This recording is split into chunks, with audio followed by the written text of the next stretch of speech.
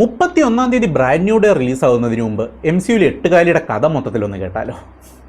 Part 1 the intro. എല്ലാവർക്കും അറിയാവുന്നതുപോലെ സ്പൈഡർമാനെ പോലെ ഒരു ഹീറോ MCUവിലേക്ക് വരാൻ ഒരു വലിയ കാരണം വേണമായിരുന്നു. ഈ കാരണം തുടങ്ങുന്നത് 2016-ലാണ്. അതെ, സിവിൽ വാർ.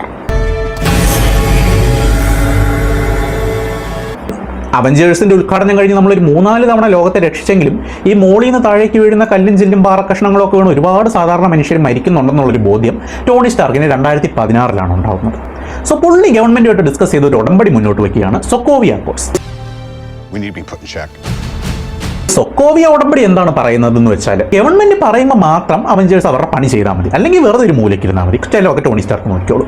സോ അങ്ങനെ വരുമ്പോഴത്തേക്കും ഇങ്ങനത്തെ നാശനഷ്ടങ്ങളുടെ ഉത്തരവാദിത്തത്തിന്റെ പേരിൽ അവഞ്ചേഴ്സിനെ ആരും കുറ്റം പറയത്തുമില്ല, ഗവൺമെന്റിന്റെ ഒരു മേൽനോട്ടം അവരുടെ തലയിൽ ഉണ്ടാവുകയും ചെയ്യും. പക്ഷേ കുറേ കാലം ഒരു സോൾജറായിട്ട് ജീവിച്ച ക്യാപ്റ്റൻ അമേരിക്കയ്ക്ക് ആ പരിപാടി ഇഷ്ടമില്ല. കാരണം ഗവൺമെന്റ് സോൾജേഴ്സിനെ എങ്ങനെ ഉപയോഗിക്കുമെന്നും ഫ്രീ വിൽ എന്ന് പറയുന്നതിൻ്റെ ഒരു ഇമ്പോർട്ടൻസ് എന്തോ ഒരു ആണെന്നും ഈ പുള്ളിക്ക് ചെറിയൊരു ബോധമൊക്കെ ഉണ്ടായിരുന്നു. സോ പുള്ളി പറയുകയാണ്, പൊന്നു മോനെ നീ പോവുകയാണെങ്കിൽ ഇപ്പോൾ ഞാൻ ഈ പണിക്ക് നിൽക്കത്തില്ല.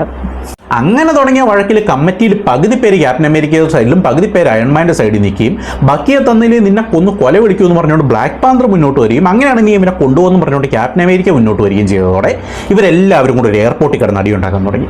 എയർപോർട്ടിൽ ഭൂമിയിലും ആകാശത്തും മണ്ടയിലും താഴെയും വിമാനത്തിൻ്റെ ചിറകിലും ആൻമാൻ്റെ കാലിൻ്റെ ഇടയിലും ഒക്കെ കിടന്ന് അടിയുണ്ടാക്കിയെങ്കിലും ക്യാപ്റ്റൻ അമേരിക്കനെ അടിക്കാൻ വേണ്ടി നമുക്ക് പുറത്തുനിന്ന് ഒരുത്തിനെ ഇറക്കേണ്ട വരുമെന്ന് നടാഷ റോമനോഫ് പറഞ്ഞതോടെയാണ് അയൺമാൻ പറയുന്നത്, എനിക്കൊരു പയ്യനെ അറിയാമെന്ന്.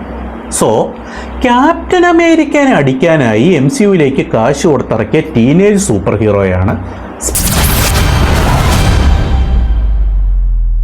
ക്യാപ്റ്റൻ അമേരിക്കയുടെ സിനിമയിൽ പുള്ളിയുടെ തന്നെ നെഞ്ചത്തി ഔട്ട് MCUവിലേക്ക് വന്നു കയറിയ സ്പൈഡർമാന് 3 സോളോ പ്രോജക്റ്റും 2 ടീം അപ്പ് പ്രോജക്റ്റുമായിട്ട് MCUവിലെ തന്നെ ഏറ്റവും ഫാൻ ബേസ് ഉള്ള ഒരു മൂവി സീരീസിൻ്റെ ഹെഡായിട്ട് ഇങ്ങനെ നിൽക്കുകയാണ്.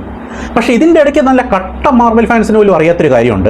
കാര്യം നമ്മുടെ അയൺമാൻ എടുത്തു വരത്തി ചെല്ലും ചെലവും കൊടുത്ത് വളർത്തിയ പയ്യനാണെങ്കിലും സ്പൈഡർമാൻ്റെ റോൾ മോഡൽ എന്ന് പറയുന്നത് ക്യാപ്റ്റൻ അമേരിക്ക സ്റ്റീവ് റോജേഴ്സ് ആണ്. ഇനി MCUവിലേക്ക് വന്ന് കയറിയപ്പോൾ തന്നെ മാർവലിന് അറിയായിരുന്നു ഇവനിവിടെ ഒരു നിപ്പ് നിൽക്കുമെന്ന്.